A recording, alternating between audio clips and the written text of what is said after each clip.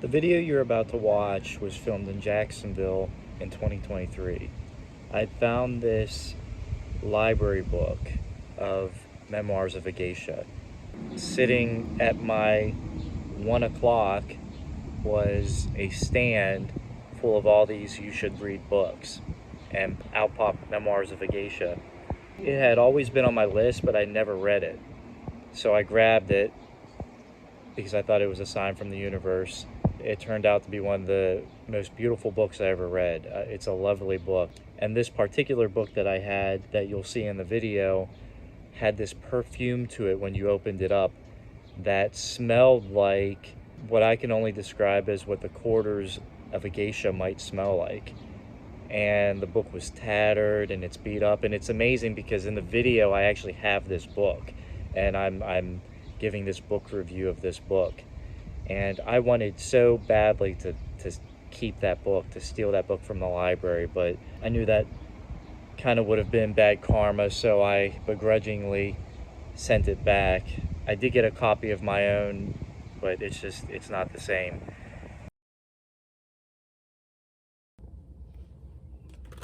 I wanted to make this video real quick. I'm not really sure what this video is going to be, but I wanted to talk about a book that I just finished. It's Memoirs of a Geisha by Arthur Golden. I really enjoyed this book. Arthur Golden is not Japanese, and Memoirs of a Geisha is not a factual memoir. It's fictional, but he gathered a lot of information from a lot of different sources. Women who were previously geisha, friends of his, all types of different people, especially obviously in Japan.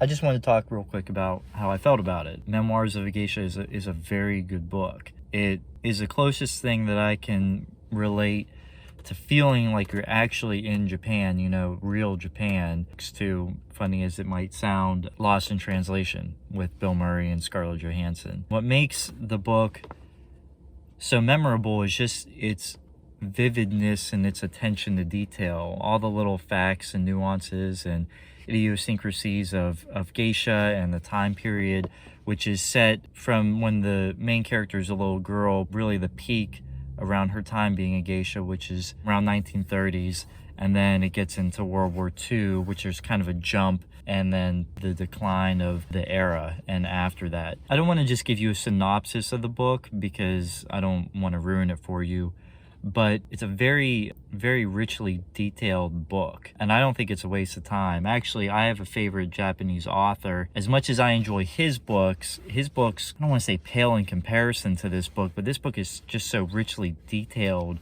about Japanese history and the geisha and all that. It's really in a class of its own. Like a lot of the reviews on the back, it'll say a great book from a budding new author.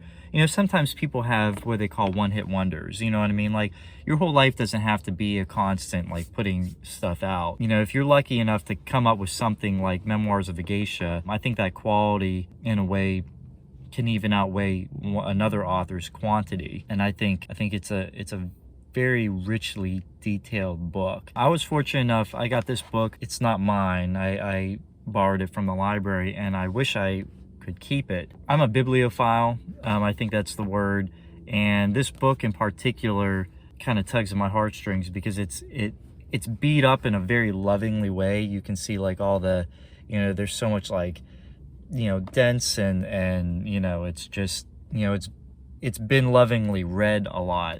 Not only that, this might sound weird to some people, whatever, but this book also actually has a very unique smell to it. Since I started reading it, like when I first borrowed it from the library and I started reading it, it has this like old musky like smell. It smells like the houses that these geisha lived in. I don't know, that's the only thing I can think of. It's like a mixture of musk and like old perfume, and it has this great fantastic smell. I don't know like really how that was done or if it was done on purpose. I imagine this book has been read mostly and will continue to be read mostly by women, but I mean, you don't have to be a woman to appreciate this book. With my love for Japan. I certainly like this book a lot. The text, you know, if you get intimidated by books, you know, the text is rather small. So it's like a big juicy apple. You know, there's a lot going in here, but it's not in any way a chore whenever you're reading it. It's a very, very captivating, draw you in kind of book. Like I said, it's got rich history in it, very detailed. And another nice thing about this book too is, I think when it's done right, a main character can be the reflection of an author, and maybe even like deep parts of an author that they might not even have realized it. And the main character, Chiyo, who after she becomes a geisha takes her geisha name, Sayuri, which I believe is correct, she talks in a very interesting way. You know, just read the book to see how she thinks. But her thinking is different than other people. And I think not only like maybe a reflection of the author, but of the character as well. That's what makes Sayuri unique and different than the other geisha. It's kind of like a Cinderella story in a way. You know, it's kind of like a Japanese Cinderella story, but it's not disappointing in any way. It's very vivid, and I give props to any kind of book that can really paint a picture. But it really does paint a picture for you whenever you're reading it, because it's that rich in detail. I was very pleased with this book. It's one of my favorite books I think I've ever read. It's a very good account of Japan in general, not just the history of Japan, but like the feeling of it. I also like the World War II aspect of it that goes into it. And it's historical fiction, you know what I mean? Like, while this is a work of fiction, it is based in fact. So, you know, the things that he talks about, geisha history and Japan history, is real. You know, it's stuff that's really happening. It's just happening within a fictional story. When it gets into the World War II part, it really makes you think. And, you know, I never really thought about, you know, how deeply the Japanese suffered during World War II. And he paints, again, a good picture about it. I thought that Arthur Golden was like a young guy for some reason. I always thought that he was like a guy in his 30s who went to all these schools and eventually published this book, you know, like right at a young age. What's it say here? 1957. So that would make him like 63 or something like that. So he's...